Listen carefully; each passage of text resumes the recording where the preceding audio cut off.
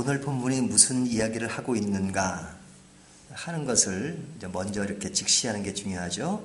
성경은 친절하게 무엇에 관한 말씀을 하고 있다라는 것을 이야기해 주고 있죠. 1절에는 암몬 자손에 대한 말씀이라 그러죠. 성경을 보실 때 이제 이런 것들은 그냥 아주 이렇게 눈에 쉽게 들어와야 합니다. 지금 46장서부터 51장까지는 이스라엘 주변 나라 심판에 관한 이야기입니다. 그 심판에 관한 이야기 중에서 오늘은 암몬 자손에 대한 말씀이다. 어제까지는 무엇에 관한 말씀이었어요? 모압 자손, 그죠? 모압 자손과 암몬 자손 이렇게 이어지는 겁니다. 근데 이제 모압과 암몬은 굉장히 가까운 나라입니다. 굉장히 가까워요. 사실은 그 조상이 같습니다. 누구의 조상을 가지고 있냐면 아브라함의 조카가 누구죠? 롯이죠. 이제 롯이 이제 딸에 의해서 이렇게 자녀를 낳습니다. 그러니까 이제 딸들이 이제 아빠에게 술을 먹여가지고 아들을 낳잖아요. 이제 그 후손이 이제 암몬 자손과 모압 자손인 겁니다. 그러니까 이제 한 핏줄이죠. 그러니까 서로가 가까운 곳에 있는 것이고 또 지리적으로 보면 요단강 동편에 이렇게 서로 우아래로 있습니다.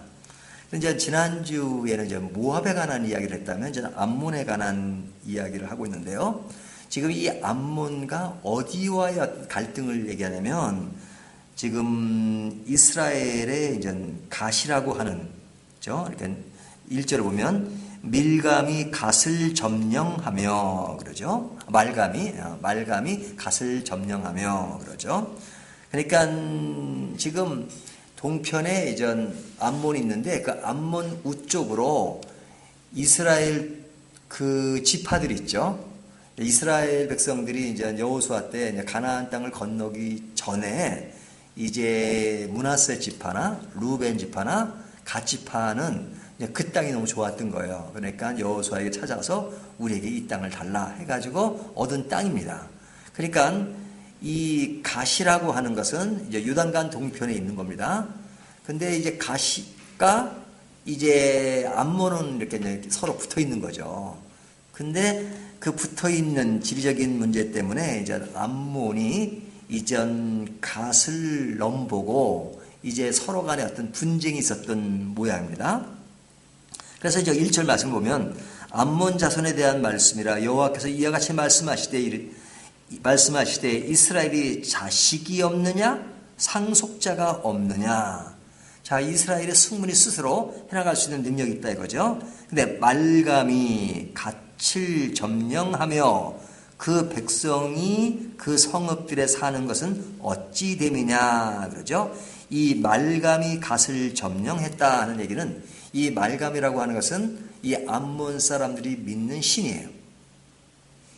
그러니까 그들이 갓을 넘보고 그들을 점령했다는 거죠. 그리고 그들에게 어떤 이방신의 영향을 그들에게 끼쳤다는 겁니다.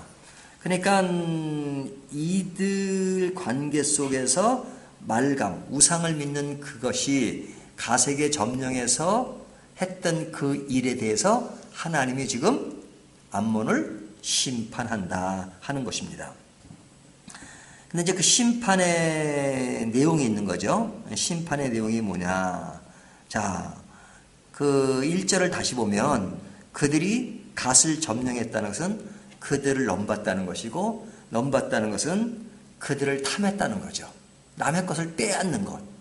그렇죠? 자기 나라만 잘 지키면 되는데 남의 것을 자꾸 차지하고 싶어요. 그러니까 이 전쟁사를 보면요.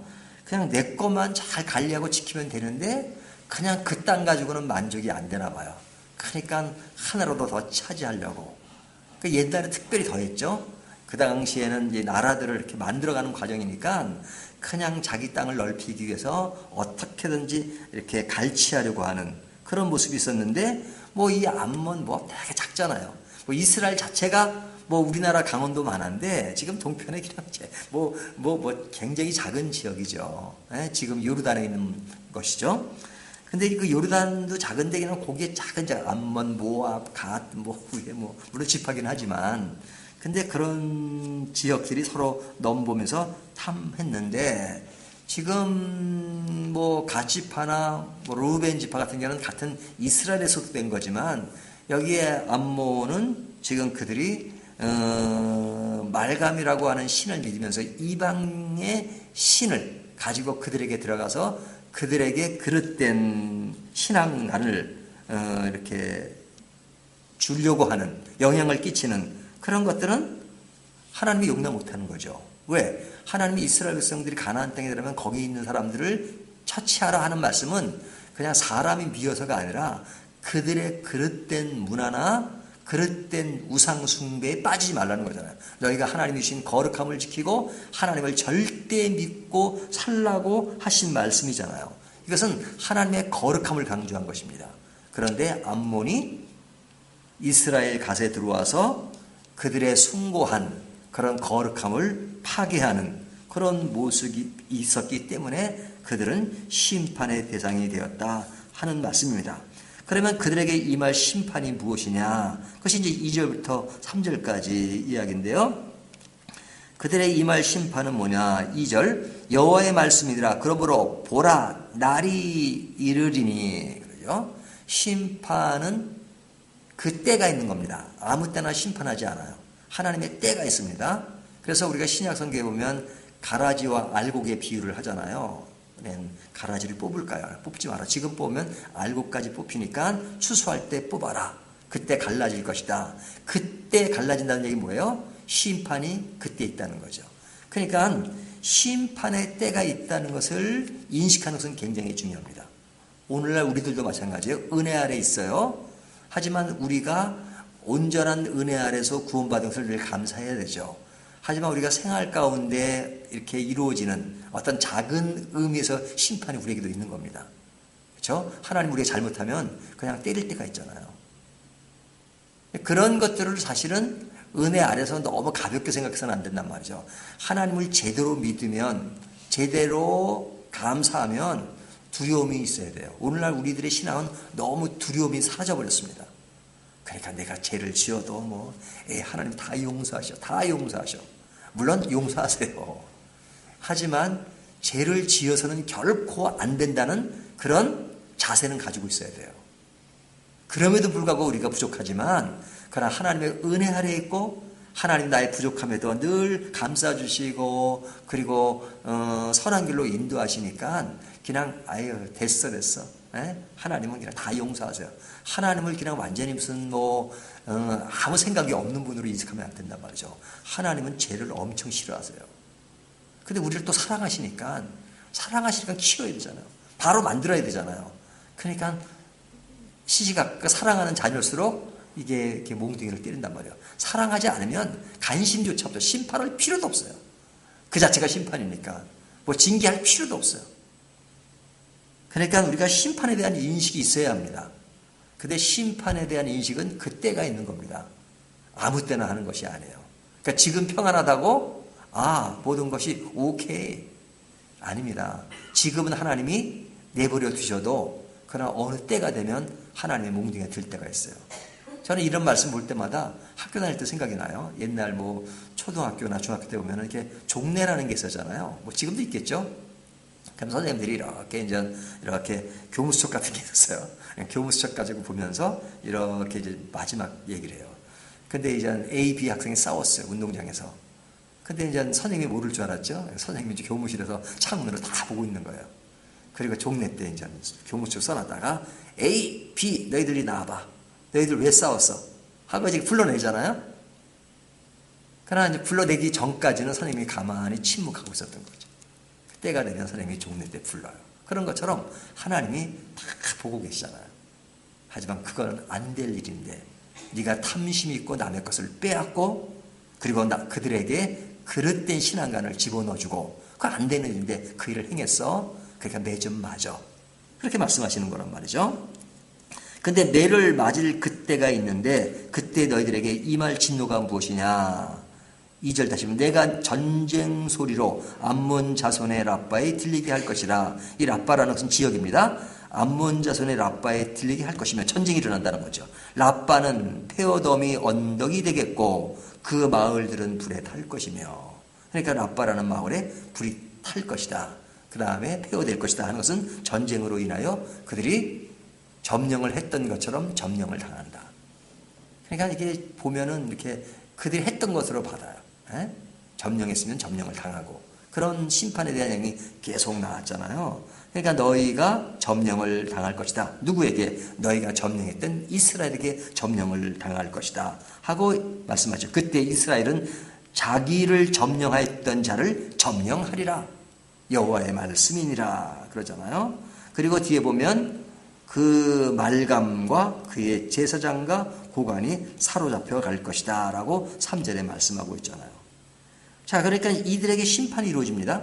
심판이 이루어졌음에도 불구하고 4절 5절 보면 그들은 어떤 자세를 취해요? 패역한 따라 어찌하여 골짜기 곤대에 흐르는 골짜기를 자랑하느냐. 내가 어찌하여 재물을 의뢰하여 말하기를 누가 내게 대적하여 오리라 하느냐. 정신 못 차리고 있는 거죠. 골짜기, 흐르는 골짜기를 자랑해요. 그렇죠? 뭐 굉장히 어떤 주위 환경과 분위기, 그들에게는 그래도 전쟁이 많지 않고 평안함이 있었잖아요. 그러니까 그 심판이 임할 줄을 모르고 그냥 자랑만 하고 있어요. 그리고 재물을 의뢰하며 말하기를, 재물을 늘 의지해요. 재물. 그렇죠? 하나님이 주시는 재물은 좋은 것입니다. 그리고 유용하게 쓰면 좋은 것이에요. 하지만 재물을 의존한다는 건 뭐예요? 의뢰한다는 건 뭐예요? 하나님보다 재물을 더 높은 것이거든. 재물을 더 높이. 하나님보다 높이 두는 건 다 죄입니다. 내 자신을 하나님보다 높이 두는 죄예요. 어떤 분이 이제 재미 삼아서 하는 말인데, 저는 제 아내를 너무너무 사랑해요. 근데 천국에 가면 아내 남편이 없어진다면서. 그게 좀 걱정이에요. 물론 농담을 한 얘기입니다. 그렇죠? 그러니까 제가 이제 우스갯소리로 하나님보다 아내를 더 사랑하면 그거 죄야. 그러니까 아내를 진짜 사랑해야죠. 남편을 사랑해야죠. 근데 하나님이 주신 아내고 하나님이 주신 남편이고 하나님이 주신 자녀가 되어야 되는 거죠. 하나님이 우리의 본질적인 주인이시니까, 아버지시니까. 그러니까 모든 삶의 주체가 하나님이 되면요, 사실은 모든 게 간단해요. 그것이 안 되니까 신앙적 갈등이 오는 것이고 신앙적 외도가 있는 것이고 잘못된 길로 가는 거예요. 인생관이 파괴되고 우리 신앙의 가치관이 파괴되는 것은 하나님을 주의로 삼지 않기 때문에 그래요. 그러니까 하나님이 끊임없이 우상 숭배에 대해서 뭐라고 말씀하시는 것은 뭐냐면 간단한 원리가 무너졌기 때문에 그래요. 오늘날도 마찬가지예요. 하나님의 주인이시면 됩니다. 하나님의 주이신 것이니까 그 말씀을 따라 살면 되고 그 말씀 안에서 우리가 가치관이 형성되고 새로운 가치관으로 늘 생각하면 말씀을 읽을 때마다 하나님이 나의 인생의 길은 이렇게 가야 한다고 말씀하시는구나.